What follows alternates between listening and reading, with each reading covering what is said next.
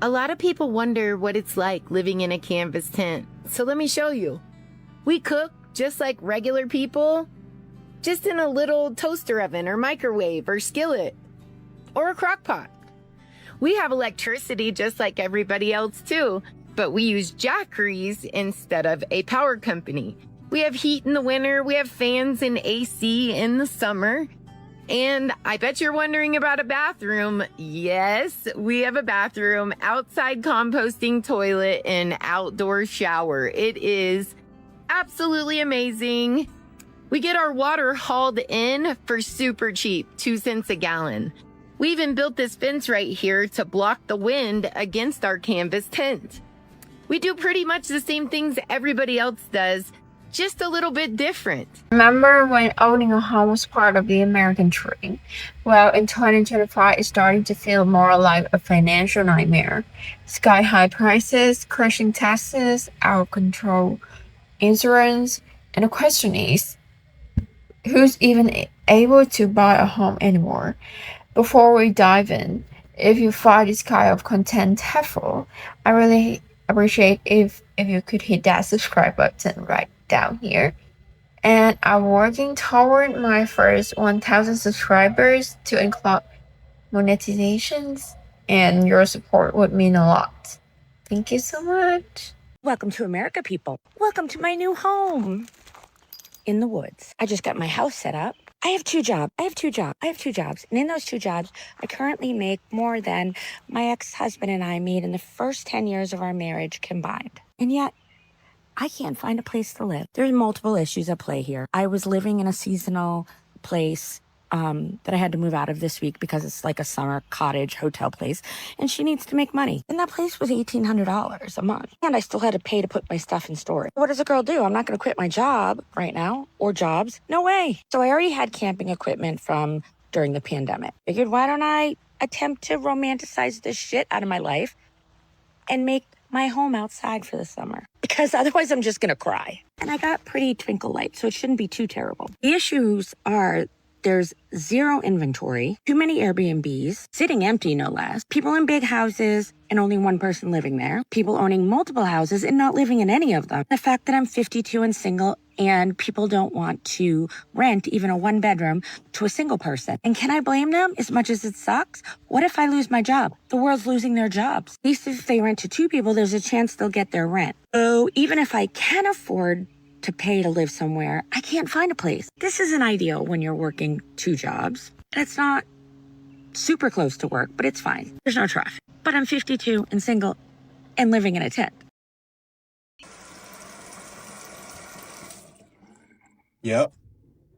First night in a tiny home. I think it's gonna be a good night. Got my little bed set up. I didn't finish the loft yet. Loft not done. Can't see that, but loft isn't done, so got my little makeshift bed right here. I'm going with that for the night. I feel pretty good about it. I think I'm gonna sleep pretty good. I think it's gonna be a good night. Got let me see what else I got going. Got my little AC right here. I can use that. Got my little AC right here. All you do is put your couple little ice cubes in there. Boom. Fill that up with a couple little ice cubes in case it get too hot tonight. Boom. Man, that blows some cold air. Woo!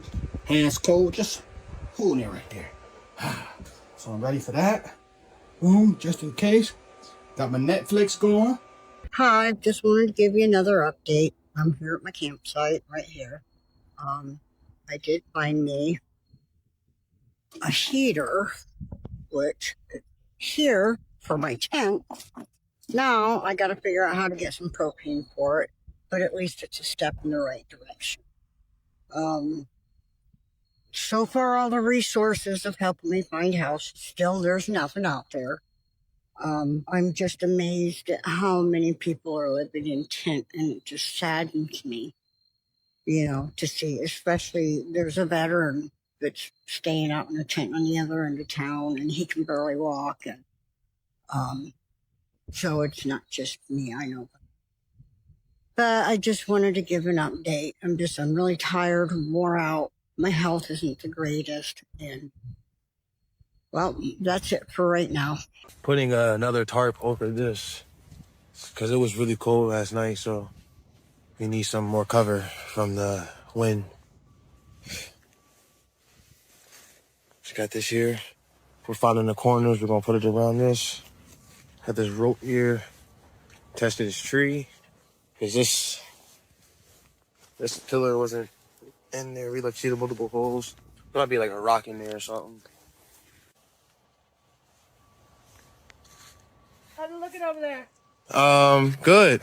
We're a family of 8 living in a tent and a 24-foot camper by choice. You ever been so broke that you started budgeting out toilet paper squares, gave up the house, gave up the bills, gave up the fake idea of stability that was really just a paycheck to paycheck and panic attack? We work 70 hours a week to live a life that we can't even enjoy. So now we're doing it different. And the truth is, the average person is completely priced out of the market. Homes that sold for $200,000 just 5 years ago, now they're going for $400,000 if you can even find one at the price. How is a young family supposed to buy their very first home in this kind of market? And let's not even get started on interest rates. Gone are the days of 2% or 3%. Right now, most people are staring down 7%, 8%, and sometimes even 9%. Then act in soaring insurance premiums, property taxes that feel like a second mortgage. It's the surprise that so many folks are just giving up on the idea of a home ownership altogether. So what do you do when the system feels is broken? Let's talk about a few things, starting with needs and wants. Now might not be the best time for the dream house. Maybe it's time to think smaller. Order something that needs work but fits your budget. If you can find a fixer upper at a good price, you can put in sweat equity little by little. That's what we did, and it's worked out really well for us. Another option people are exploring is buying land, something you can build on slowly over time. Some even put an RV on the land temporarily. Just make sure to check your zoning laws. They vary county by county, state by state. You might also consider owner finance land, which is a great option if you're not going through a bank right now. But do your homework. Buying land has its own challenges. Think creatively about where you live to. A small rural town, a manufactured home, or a barn dominium. A barn dominium? Các khúc này dùng cái nha. A barn dominium. Or even converting a shed into a tiny house.